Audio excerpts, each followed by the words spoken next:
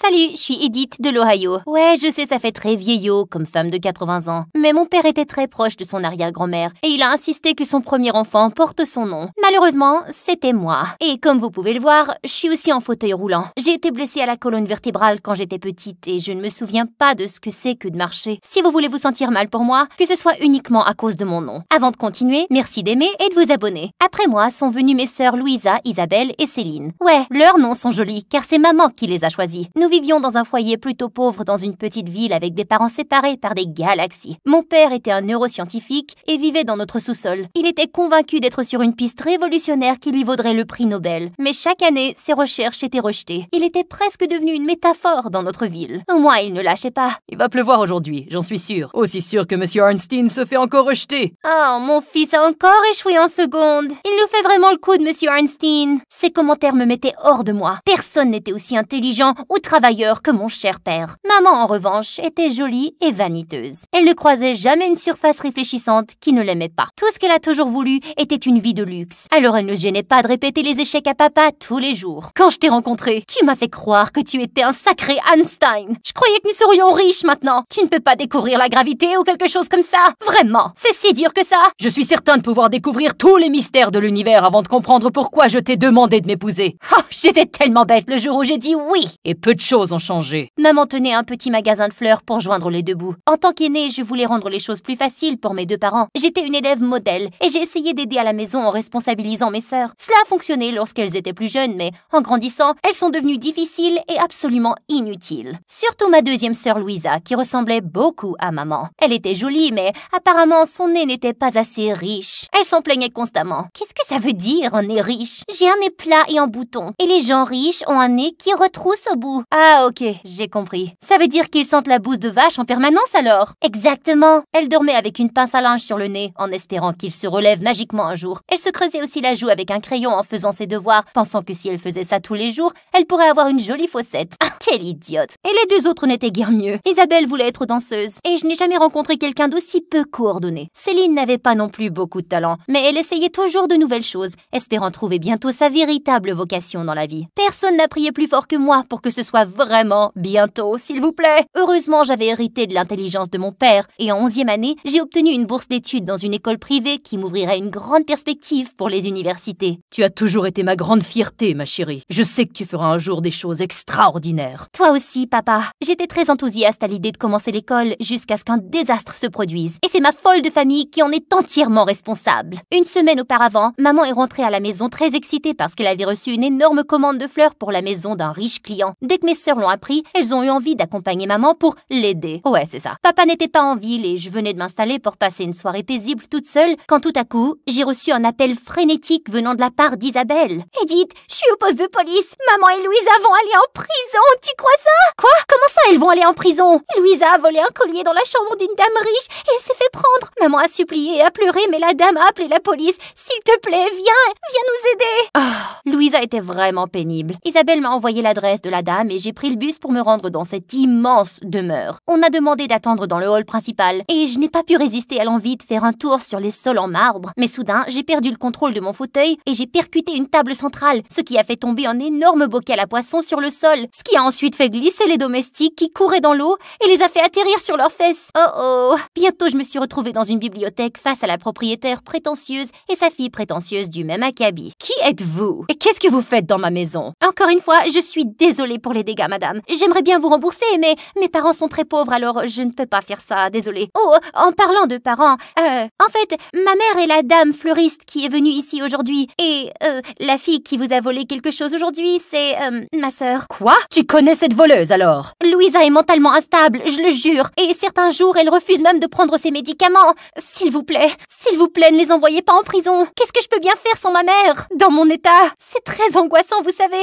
Et les médecins m'ont dit que le stress est vraiment mauvais pour moi. La dame n'avait pas l'air contente, mais elle a appelé le poste de police pour demander que maman et Louisa soient relâchées. Je l'ai remerciée abondamment. Et au moment de partir, j'ai heurté un cartable qui traînait sur le sol et j'ai renversé tout son contenu. Est-ce que tu sais au moins comment utiliser ce truc? Tu devrais prendre des cours cours de conduite ou quelque chose. Je me suis excusée et je suis partie. Mais j'étais horrifiée. Cette fille allait dans la même école que celle où je venais d'entrer récemment. Comment ma vie est-elle devenue si compliquée?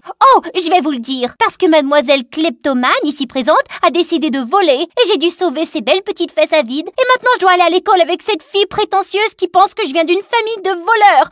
Oh, c'est génial. Quel bon début, hein? Edith, en as-tu fini avec cette réunion de famille inutile? Louisa et moi avons eu une journée très difficile et nous avons besoin d'un sommeil réparateur. Peut-être qu'elle t'aura oublié lorsque tu entreras. On se croise les doigts? Ouais, c'est ça. En fait, pire que je me l'étais imaginé, il se trouve que moi et cette fille étions dans la même classe. Elle s'appelait Ellie, et dès qu'elle m'a vue, son visage est passé du choc à un large sourire. Oh. Et bientôt, Ellie est devenue mon ennemie jurée. Apparemment, Ellie était la plus intelligente de la classe, jusqu'à ce que moi je fasse mon apparition. Elle était aussi belle et riche, et elle sortait avec la star du basket, Cody. Et croyez-moi quand je vous dis que Cody était chaud. Mais Ellie n'était toujours pas réjouie d'avoir perdu sa place d'étudiante numéro 1. Et si on fait un marché, Edith, tu peux être un peu moins intelligente en classe et je ne dirai pas à tout le monde que nous connaissons vraiment qui tu es. Non merci. D'accord, j'espère que tu aimeras ta vie misérable. Tu veux vraiment rendre la vie de la fille en fauteuil roulant misérable? De quoi auras-tu l'air si je commence à dire aux gens que tu m'intimides? Ta popularité en prendra un coup et tu pourrais même être suspendue ou pire encore. Ellie savait que j'avais raison. Nous ne nous sommes jamais entendus et nous avons continué à nous affronter en classe. J'obtenais toujours les meilleures notes en les matières comme maths et physique, mais elle me battait en histoire et littérature. Elle savait qu'elle ne pouvait pas m'attaquer ouvertement, mais elle était tout de même très surnoise. Par exemple, un matin, alors que j'entrais en classe de littérature, notre professeure, Madame Agatha, avait l'air furieuse et tout le monde me regardait. C'est alors que j'ai vu le tableau noir. Il y était écrit « Madame Agatha devrait changer de nom parce qu'elle n'est pas cool comme Agatha Christie. En fait, elle est terne, laide et stupide. Je pense qu'elle est un crapaud dans une autre vie. Elle est... Ah, en tout cas, vous voyez le genre. Et l'écriture cursive était indéniablement la mienne. Ok, je sais à quoi ça ressemble, mais je n'ai vraiment pas fait ça. En retenue pour une semaine. Ah, cette Ellie est douée. Elle avait copié mon écriture à la perfection. J'étais loin de prendre ses blagues à la légère. Oh non, madame. Suivant ce jour-là, j'ai eu beaucoup d'accidents avec elle. Oups, désolée, j'ai perdu le contrôle. Est-ce que c'était une veste neuve? Désolée, je n'ai pas vu tes orteils. T'as de très petits pieds, Ellie. Un jour, notre directeur est venu en classe pour nous parler d'un concours national pour lequel un élève serait choisi dans l'école. Tous les candidats intéressés devaient passer un test d'abord, et j'y étais très intéressée. Je dois également ajouter que le gagnant du concours recevra une bourse d'études complète pour l'université de son choix. C'est très attrayant. C'était l'occasion de réaliser tous mes rêves. J'ai passé d'innombrables heures à étudier pour le test. Je savais que Ellie s'y préparait aussi, même si elle n'avait pas besoin de cette bourse. C'était juste une tentative pour me battre. Le test était difficile, mais j'ai fait de mon mieux. Et devinez quoi? C'était suffisant. J'ai réussi à arriver en tête à l'adresse et j'étais aux anges. Mais il n'y avait qu'un problème. Le concours exigeait des frais d'inscription et je devais aussi me rendre dans une autre ville et tout ça en plus des frais d'inscription.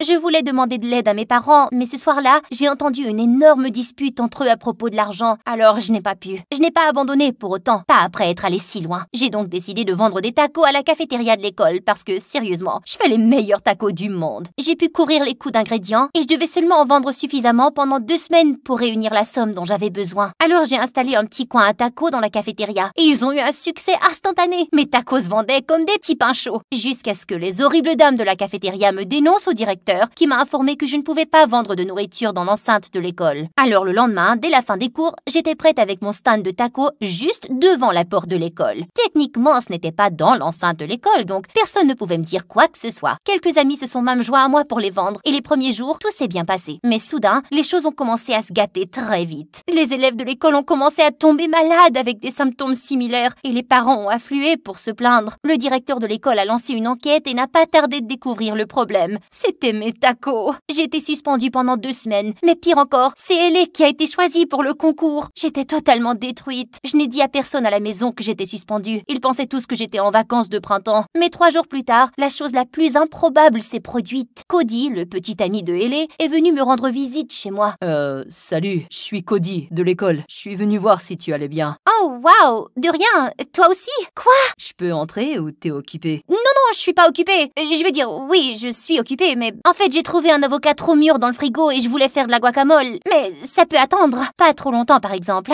Qu'est-ce que je baragouinais? Et cet après-midi, Cody m'a annoncé que Ellie avait saboté mon entreprise de tacos. Elle avait mentionné de te faire tomber, mais je pensais qu'elle plaisantait vraiment. Elle a demandé à quelqu'un de mélanger quelque chose à ta nourriture, ce qui a rendu tout le monde malade. Je suis désolée. Je n'arrivais pas à croire que quelqu'un puisse être aussi insensible et je ne pouvais rien y faire. Et j'ai commencé à pleurer à ce moment-là. Il y aura d'autres occasions, Edith. Et je n'arrive pas à croire que tu aies créé une entreprise et gagné autant d'argent. T'es vraiment cool et courageuse. Par la suite, Cody a commencé à me rendre visite régulièrement pendant ma suspension. Nous nous amusions et plaisantions. Grâce à lui, je me sentais vraiment considérée et nous pouvions parler de tout. As-tu l'impression que les gens agissent parfois bizarrement autour de toi? Ouais, la plupart des gens sont très gênés lorsqu'ils voient un fauteuil roulant. Ils savent pas s'ils doivent exprimer leur sympathie ou s'ils doivent simplement m'ignorer, tu sais. Mais vraiment, je vais bien. Et je veux que les gens agissent normalement avec moi. Souhaites-tu pouvoir marcher un jour? Plus que tout au monde. J'en rêve tout le temps. Cody a pressé ma main et m'a souri chaleureusement. Et mon cœur s'est mis à battre la chamade. Et en rentrant à l'intérieur, mes stupides deux sœurs m'attendaient avec un grand sourire. Tu l'aimes? Tu veux le serrer dans tes bras? Tu veux l'embrasser? Tu veux le... Tais-toi, Louisa. Il n'est qu'un ami. T'es peut-être douée à l'école, mais tu ne connais rien au garçon. Il ne vient pas te rendre visite tous les jours parce qu'il t'aime en tant qu'ami. Mais si tu veux pas sortir avec lui,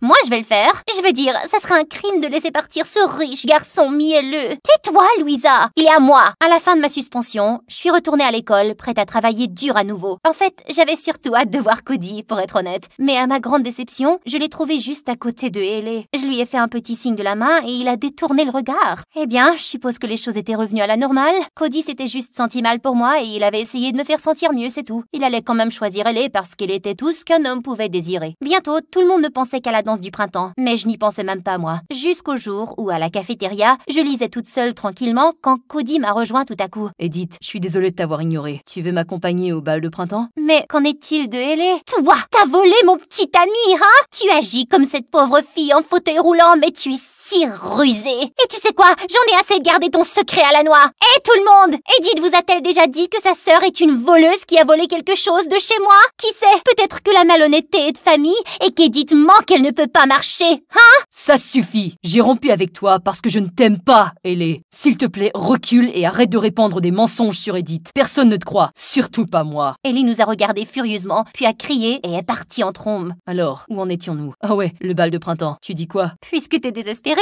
Alors oui, nous avons passé un excellent moment à danser jusqu'au bout. Puis nous sommes sortis pour respirer et nous avons partagé notre premier baiser. Enfin, c'était mon premier baiser. Et c'était magique. Mais quand je suis rentrée à la maison, j'ai trouvé papa en larmes dans le salon. Papa, qu'est-ce qui ne va pas? Ça va?